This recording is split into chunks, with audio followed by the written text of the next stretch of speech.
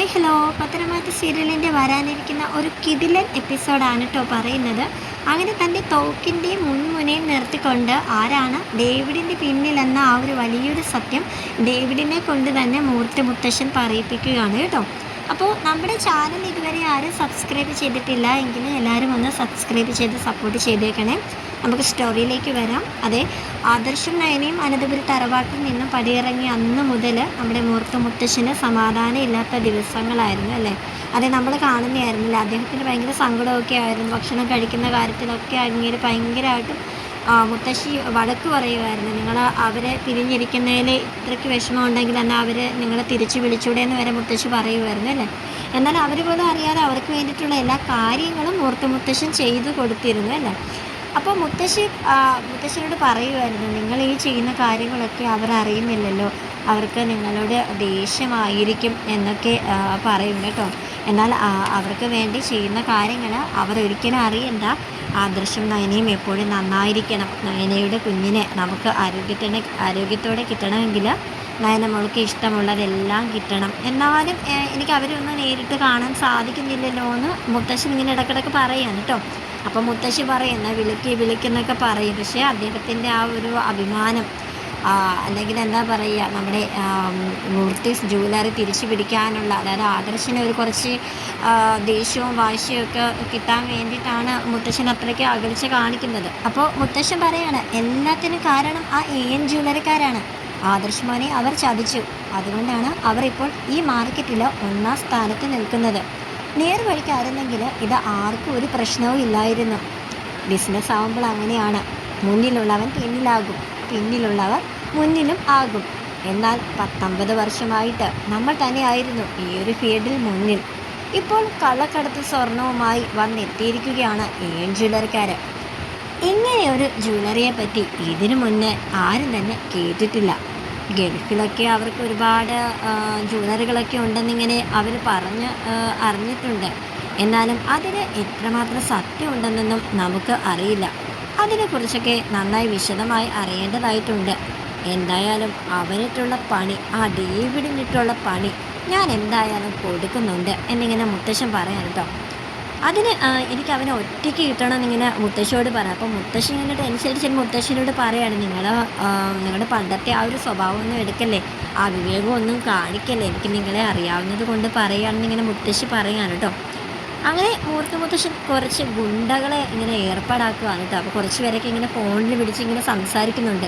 ഞാൻ എത്ര ലക്ഷം രൂപ വേണമെങ്കിലും ഞാൻ നിങ്ങൾക്ക് തരാം, ഞാൻ പറഞ്ഞ കാര്യം എനിക്ക് സാധിച്ചു തരണം എന്നൊക്കെ ഇങ്ങനെ ഫോണിൽ ഇങ്ങനെ സംസാരിക്കുകയാണ് കേട്ടോ. അത് വേറെ ആരുമില്ല, കുറച്ച് ഗുണ്ടകളെ ഫോണിലൂടെ ഇങ്ങനെ സംസാരിക്കുകയാണ് അദ്ദേഹം. എത്ര പണം വേണമെങ്കിലും ഞാൻ നിങ്ങൾക്ക് തരാമെന്നിങ്ങനെ പറയുകയാണ്.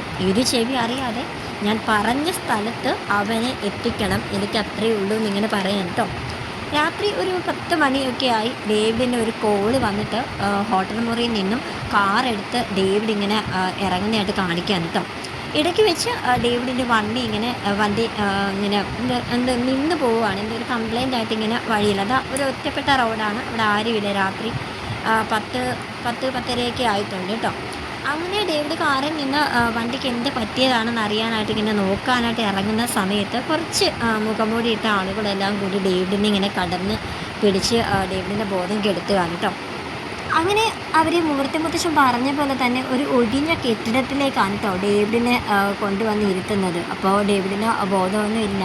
അങ്ങനെ ഒരു ചെയറിൽ ഡേവിഡിനെ ഇരുത്തിയിട്ട് കൈയും കാലും ഒക്കെ ഇങ്ങനെ കുട്ടി ഇങ്ങനെ കെട്ടുന്നുണ്ട് കേട്ടോ. എന്നിട്ട് അവിടുന്ന് ആ ഗുണ്ടകൾ മൂർത്തി മുത്തശ്ശനെ ഫോൺ ചെയ്ത് പറയാണ്, സാറ് പറഞ്ഞതുപോലെ തന്നെ ഞങ്ങളെല്ലാം ഓക്കെ ആക്കിയിട്ടുണ്ട് എന്നിങ്ങനെ പറയാൻ കേട്ടോ. അപ്പോൾ മുത്തശ്ശൻ ഇങ്ങനെ പറയാണ്, ഞാൻ പറഞ്ഞുറപ്പിച്ച തുകേനെക്കാട്ടിലും 2 ലക്ഷം രൂപ ഞാൻ കൂടുതൽ അക്കൗണ്ടിലോട്ട് ഇട്ടിട്ടുണ്ടെന്നിങ്ങനെ മുത്തശ്ശൻ ഇങ്ങനെ ഫോണിലൂടെ പറയാനുണ്ട്. അപ്പോൾ അവർക്കൊക്കെ ഭയങ്കര സന്തോഷമായി. അങ്ങനെ അവരിങ്ങനെ പറയാൻ കേട്ടോ, എന്തായാലും ഇയാളൊരു ചതിയൻ തന്നെയാണ്, അല്ലെങ്കിൽ അദ്ദേഹത്തിനെ പോലെ ഒരു വലിയൊരു മനുഷ്യൻ നമ്മൾ നല്ലത് മാത്രമേ കേട്ടിട്ടുള്ളൂ. ഇങ്ങനെ ഒരു കാര്യം അദ്ദേഹം ചെയ്യണമെന്നുണ്ടെങ്കിൽ ഈ ഇരിക്കുന്ന ആൾ എത്രമാത്രം ക്രൂരനായിരിക്കുമെന്നൊക്കെ അവർ തമ്മിൽ ഇങ്ങനെ സംസാരിക്കാൻ കേട്ടോ. അങ്ങനെ മൂർത്തി മുത്തശ്ശൻ അങ്ങോട്ടേക്ക് വരികയാണ് കേട്ടോ. ഡേവിഡിന് ബോധം വരാനായിട്ട് മൂർത്തി മുത്തശ്ശൻ ഇങ്ങനെ വെയിറ്റ് ചെയ്ത് ഇങ്ങനെ ഇരിക്കുകയാണ് കേട്ടോ. അങ്ങനെ അവസാനം നമ്മുടെ ഡേവിഡിന് ബോധം വന്നു.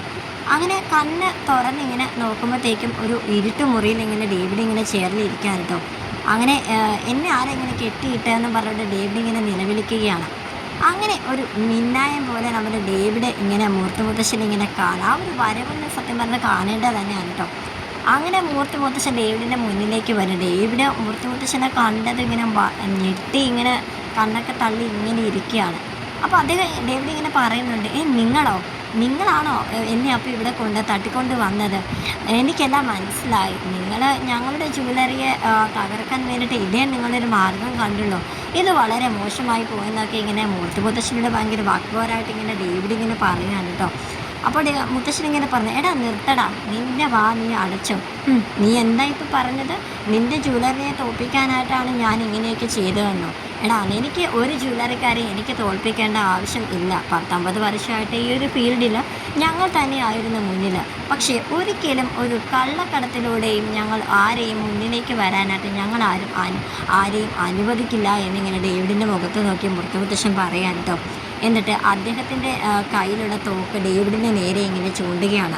നീ അധികം സംസാരിക്കണ്ട, ഞാൻ നിന്നെ ഇവിടേക്ക് കൊണ്ടുവന്നത് നിൻ്റെ പിന്നിൽ ആരാണെന്ന് അറിയാൻ വേണ്ടിയിട്ട് തന്നെയാണ്. ആ ഒരു സത്യം നീ ഇപ്പോൾ പറഞ്ഞാൽ നിനക്ക് കൊള്ളാം, അല്ലെങ്കിൽ എൻ്റെ ഈ തോക്കിലെ വെടിയുണ്ടകളെല്ലാം നിൻ്റെ നെറ്റിയിലായിരിക്കും എന്ന് ഡേവിഡിൻ്റെ മുഖത്ത് നോക്കി മുത്തശ്ശൻ പറയാൻ കേട്ടോ. ഡേവിഡ് ആകെ പേടിച്ചിങ്ങനെ മുത്തശ്ശനെ ഇങ്ങനെ നോക്കി ഇങ്ങനെ ഇരിക്കുകയാണ്. ഡേവിഡ് പക്ഷേ അപ്പോഴും മുത്തശ്ശനോട് സത്യത്തിൽ തൻ്റെ പിറകിൽ അതായത് നാഗേന്ദ്രനാണ് ഇതിന് പിന്നിലുണ്ടെന്ന ഒരു കാര്യം ഡേവിഡ് പറയുന്നില്ല കേട്ടോ. ആദ്യം ഇങ്ങനെ തോക്കിങ്ങനെ ചൂണ്ടുന്ന ആ ഒരു സമയത്തും ഡേവിഡ് പറയുന്നത്, അത് പിന്നെ ആര് പുറകിലെന്നാണ് നിങ്ങൾ ഈ പറയുന്നത്? ഈ ജ്വല്ലറിയുടെയൊക്കെ ഓണർ ഞാൻ തന്നെയാണ്.